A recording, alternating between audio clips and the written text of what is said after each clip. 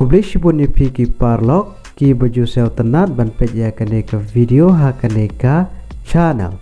Bat ha kane ka video ngan ai ki jimentip na ki kam balap pynlait da ka social welfare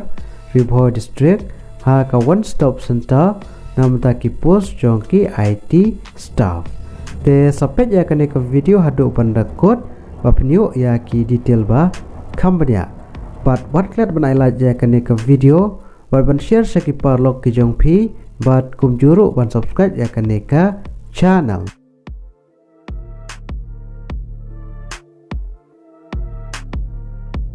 Ka district level task force committee namanta ka implementation jong ka one step center scheme OSC Khubor district nongpo ka court application yepi namanta kini ki post jong ki IT staff ka badai ka post jong ka contractual basis ha ka office jong ka one stop center Khubor district nongpo bat kalastat ban submit ya ki application form go jong pi kadai haduh ka arpsantrik Januari arajar arpusau te namanta kini ki post jong ki IT staff ki nampak ki post ki belat ka don tang ka way bat ka jaka posting kadai hi ha one stop center OSC Khubor district nongpo bat ha karta ka fill up na apply kadai ha karta ka ba arpuai haduh live arsnam karta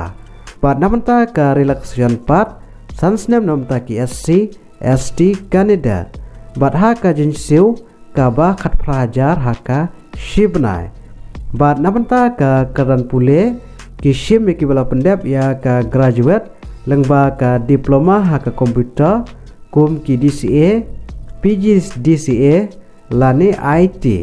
bat license ka experience ha ki data management process documentation web based reporting format bat video conference te namanta ka application fees nil omdon bat namanta ka selection process ka lengba ka typing speed ha ka computer bat ka interview